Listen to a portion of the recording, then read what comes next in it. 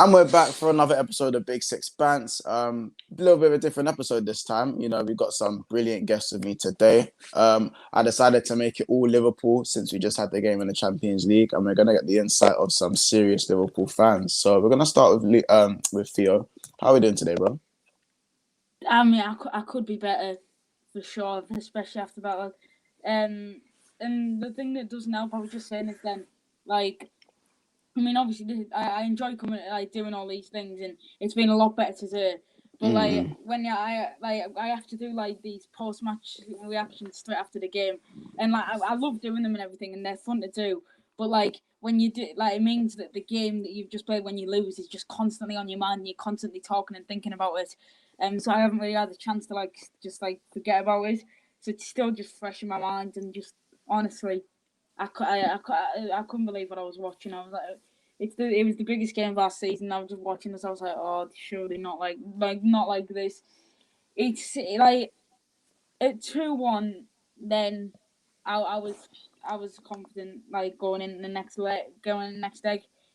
3-1's a bit of a different story because there's no fans. We've seen how we've been at Anfield, this season, but in Peterson, we only have to score 2. The last time we scored 2 goals at Anfield was in December against Spurs. Yeah. So, and that was with fans. So okay, it's a bit for me. It seems a bit. I don't know. Maybe after the Villa game, my mind will have changed a bit. But at the minute, I'm not confident going in this next leg. Completely understandable. You and me both, to be fair. Next, we're gonna go over to Conroy. I just want to ask, how have you been, bro? I mean, it's a pleasure having you on the channel. Good. But yeah, man, shoot away. Happy to be here, mate. Buzzing to be here. But to be honest, guys, I've actually had quite a busy day today. So see, it's actually not bad when you have a busy day after a defeat like that, because you have the reaction. We have all these streams we go on. Streams do help to a certain extent, because after the game you get a lot of your thoughts out, and then you can maybe reevaluate the next day. But because I've had such a busy day today, it's been good, because I've not been thinking about it. I listened to, shout out to Coppa Share, I listened to their 3-hour long match reaction last night. Cal always seems to say this is the last topic before we finish up, and I look at it and it's like there's an hour and a half left, so it's like he does this every time. But I've got to be honest, guys, sometimes, I don't know if we all agree, I like analysing football, but see, when it's my own team, sometimes it's hard in the game to analyse exactly what's going wrong. And it was interesting last night because there was different people. Some people were saying, "Oh, it was a Madrid were brilliant." I thought Madrid were experienced and showed they were winners. Yeah, but they knew what they were doing. Like I said before the game, that midfield's experienced midfield, and they've won the Champions. They've had that winning mentality for much longer time than we have, and you can't teach that. Some teams are just winners. Like Madrid have won so many games when they've played awful. It's actually ridiculous. But I just felt like we played into their hands last night. The Keita thing, it was 50-50 before the game. It's maybe not necessarily in hindsight, it looks like he should have started Thiago, but even playing the line higher, Tony Kroos having that much room. So it's either you give him that much room and you play deeper, or you press on him. And it was just like, I've got to be honest, guys, I thought we looked nervous as anything. If you watch that game, you think Madrid won the Champions League last year. And I know we've got deficiencies in defence, but Madrid didn't have Varane or Ramos either. So so there's no real excuses FC can't come out on Twitter after last night. It is what it is last night. It's just simply... It's not surprising, guys. We've had a terrible season and we've had another terrible performance. When you put it like that, it kind of adds up, to be honest. And as much as we try to be positive for next week, there's no world where I see Liverpool don't concede next week. There's no, in my mind anyway. And I feel like it's different against Barca because you don't have Salah and Firmino, but you've got a strong defence. And and even a strong defence against Barca. People forget Barca missed 3 1-on-1s in that game as well. And Alisson's form, and he's not like last night, guys. I'm sorry, no excuses. That's abysmal goalkeeping. That third goal should never happen. That's a catch. That's a pass back. So I've got to be honest, guys. I feel like I just can't see it. I'm trying to be positive, but there's just realism in football, and there's no way that Madrid are not going to approach it like Barcelona approached it. Madrid will give us respect. Zidane will play with respect and make it difficult for us. I can't see them going to play us off the park. So that's my thoughts on it. I hear it, bro. I'm with you on that as well. Next, we'll just go to Stephen. Again, it's really nice to have you on the channel, bro. Maybe not the best time again to bring you on for your first time, but how you feeling? How you feeling about yesterday? You can sum it up. I feel all right if I'm being honest with you. After games, I sort of switch off. I just want to switch off because I don't want to focus a lot on why these performances keep happening on a regular basis. When I saw the team, it was almost like I had this sense of sort of like Keita over Thiago, whether Thiago would be playing well with a little bit iffy, innit? Yeah, I just thought, I went, okay, we'll just trust Klopp here and see what he does here. I trust him, and from minute one, I was like I was getting the chance going because I just thought this is going to be a big night. We need to step up our game. From the start, there was no presentation, there was no leadership, there was no fight. There was just nothing in that side to convince me that we were going to win this game. All we kept doing was let Real Madrid play on their terms at home, and that's what we let them do. We were Kabak and Phillips back there just basically under pressure the whole time, especially with Robbo and Trent, not being the fullbacks that they once were. This is we go 1-0 down. I'm just going. Our heads are going to drop here, and that's exactly what happened. Trent just stupidly has the ball back to the Real Madrid player, ends up scoring, makes it 2-0, and then just going, oh my God. It's just uphill. It's just uphill over there, isn't it? Yeah, it's just uphill battle. Can it just get any worse? Like, you know what I mean? And, what's he trying to do though? Has anyone actually realised what Trent's trying to do? I think he's trying to maybe shepherd it back to Alisson, but as he's realised, it's too late. But we'll get to that. Finn, I mean, bro, again, a pleasure to have you on. First time coming on. It's again not debut at one of the worst times, but nonetheless, it's still great to have you on, bro. This is genuinely how we're all on YouTube. It's because of Liverpool's terrible season, guys. We're used to this it is now. what inspired it all, innit? But yeah, Finn, take it away, man. Take the floor. Oh, mate, I've been through it on many other channels, and I'm just resurfacing through the same thing over and over. Like literally, Trent.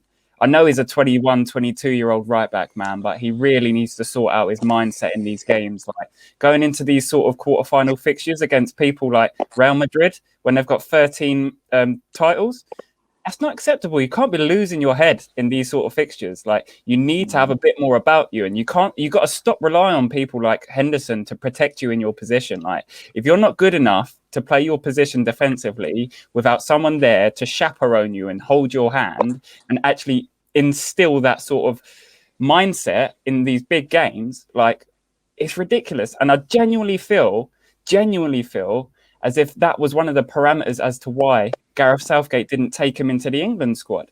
Because if the going gets tough and Henderson, again, who's not available for selection for England, is not there to like shepherd him in game, it's peak, Mons. It's peak, bro. Yeah. It's true. As I said, I was more hoping Fabinho would sort of maybe come across like he did at Arsenal. He gave him a lot of support in the Arsenal game, and he looked really good. And this is the thing. So what? Sorry, go ahead, Steve. Go on, Steve. You mentioned Fabinho there. We're all happy he's back in the midfield, right? But you don't have Henderson in there. You don't have Virgil there. There's clearly that midfield for Keita, Wijnaldum, Fabinho. But if we keep making excuses, Stephen, see if you're a right back, you should be able to defend. Like it gets to the points where you're not always going to play with Henderson. Do you know what I mean? Yeah. And there's degrees, mate. Like I don't think Trent has to be an amazing defender. He just has to be decent. And it's like he's getting worse. It's actually like he's getting worse. Like because it's not like remember when Zaha done him, right? See when a winger is good and does use a few times with skill or whatever. Doesn't look good, but they have to work hard. Last night, genuinely, right? Ferland Mendy literally just cut inside, and he just stood there. And he just stood there and he ran past him. Like that's not bad. That's like just.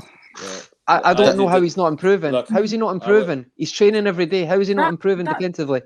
That second goal was the one for me. Like, it's the basics of football. You don't play the ball across your own box, and he did just that in one of the biggest games of our season. And then, but see, if it was just that, Theo, I'd be all right with that. Help though, man. The centre backs didn't help. If you take a freeze frame of when he actually heads the ball, it's almost like how you usually have your two defenders a little bit deeper than your wing backs, just slightly deeper. So it's almost like that.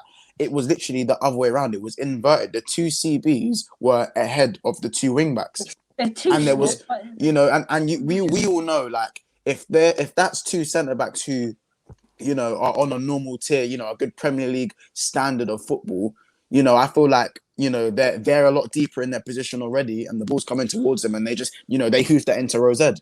For me, anyway. Yeah. But Look, You don't think that's a scapegoat though? Like, I get what you're saying, guys, but I've been saying for weeks that we know they're not Liverpool standard. However, I don't think it's fair to just blame them though, because like 100%. Thiago or Fabinho, they need to step up. They need to show.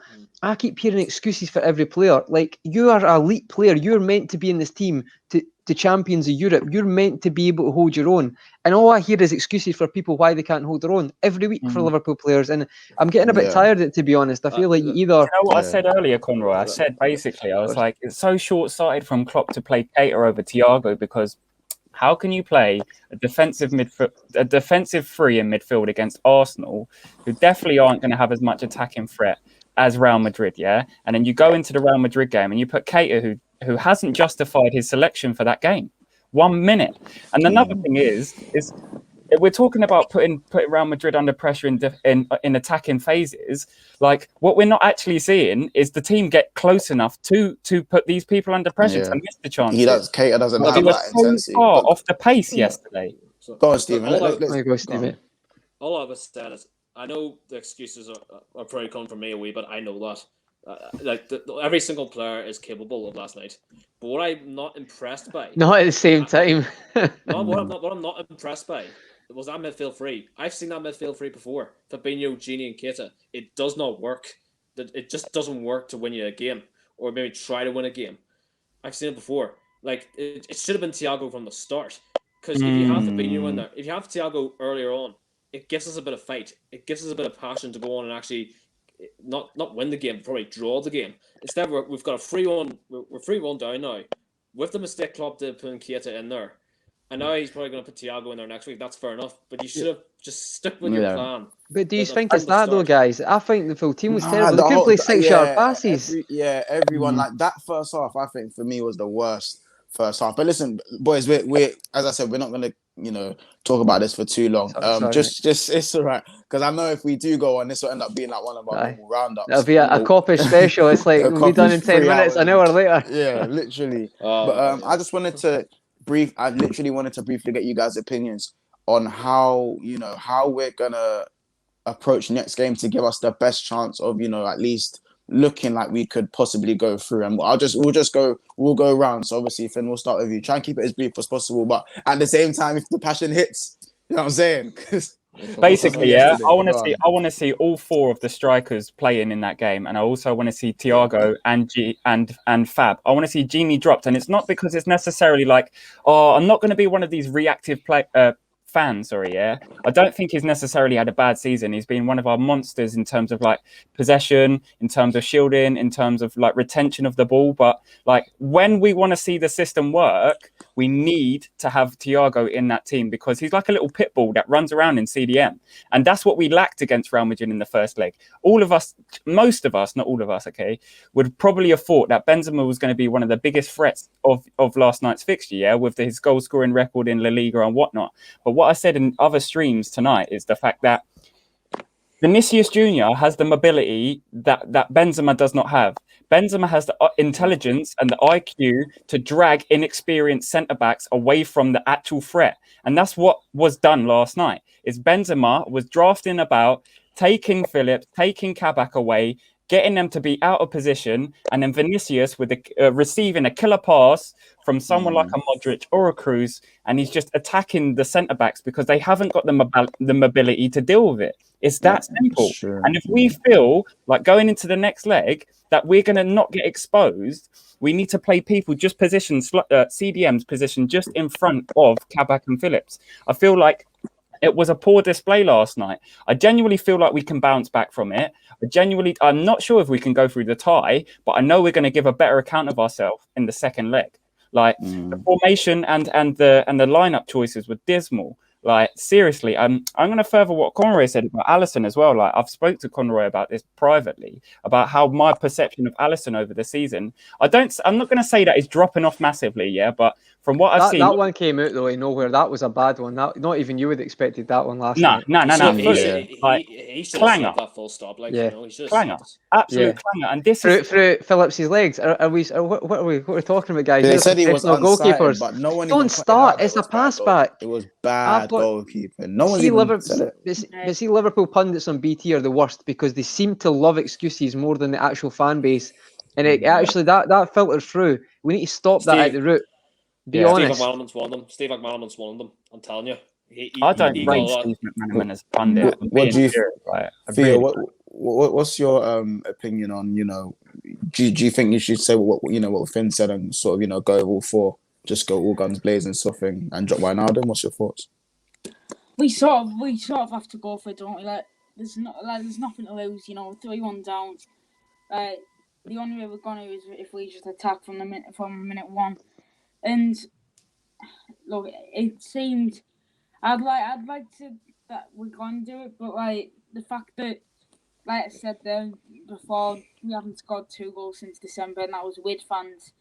It just seems like it's obviously Anfield's Champions League, but it's the fans. That's the big thing. In terms of tactics, I'd say I don't know what team I'd pick. I'd probably base that off whatever happens in this Villa game, because I think the Villa game is quite key. But yeah, we definitely do need to attack. We just need to show them if we can get an early goal, then it's game on for sure. 100%. Can I just say something really quickly that's really frustrating me about the system that the system that Klopp uses? The fact that obviously a lot of our creativity comes from the wing backs, yeah. And when we know that our defense is as frail as it is, why they're not being asked to tuck in and actually protect the defenses more than they have done, and actually generate the attacking threat through the midfield? And if you've got Salah, Jota, Mane, and Firmino on the pitch at the same time, do you really think that they're not capable of creating chances and finishing chances? They do surprise you, mate, because last night... I know, but you just wonder, don't you? Do you know what I mean? You sit there thinking, like, really? People think we're creative, but we're actually just really good at winning the ball back in the third and scoring from there. That's why I think most of our goals have come from over the last 2 years. One shot on target last night, guys. One shot on target last night. Absolutely. Don't let Arsenal's crapness get in the way. I'm telling you. I literally said that. I said there's a difference between Arsenal and Madrid. Sorry, Stephen. Where you go, mate? It's a confirmation. You said shots on target. It's a confirmation of these constant no shots on target that's been going on for the most majority of the season. This has to end at some point. We're Liverpool freaking football club. Put some shots on target, But see, the thing is, Stephen, for me, right, this is what happens, right? So say you put Ox on and you have shots from outside the box. The problem for me is not that. The problem is if you watch a Fulham team, they've got more and exciting and more drilled patterns of play than it looks like we do. Like they practice on the training ground. 100%.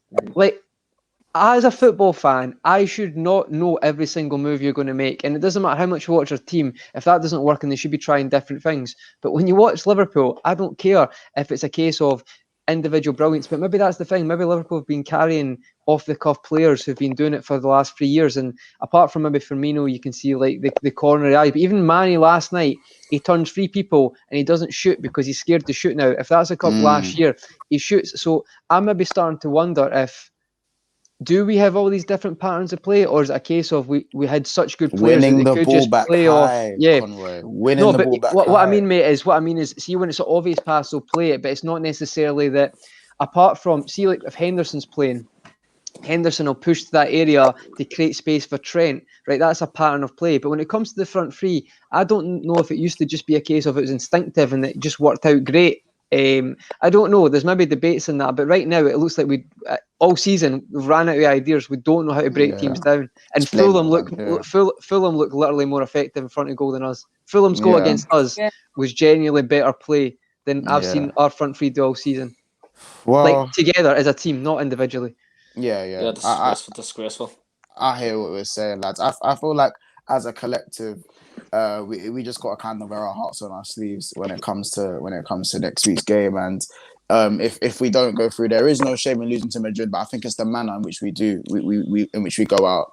But we're probably gonna have to cut it there. Can I ask, Mons, can I ask you one question, mate, before we go? Yeah, do you of course, think bro. do you think we'll play a 4-2-3-1 next week? Albeit, guys, I hear what you're all saying, but do you think maybe Klopp will stick with a 4-3-3 just because he's scared that we could get absolutely destroyed with 4-2-3-1? He'll So he'll I stick said with to a that. 4-3-3. I said what I said to that is he'll stick with 4-3-3, but it wouldn't surprise me if he did a 4-2-3-1. But why not? I've always thought about this. You can have Jota, Mane, Salah in there if you had to pick them. Why not put Firmino in that attacking role with Jota, Mane, and Salah in front of him and see how that works? Because that worked when Firmino came on against the Arsenal game and helped us to win the game in a way. So why not try that? But I don't see us.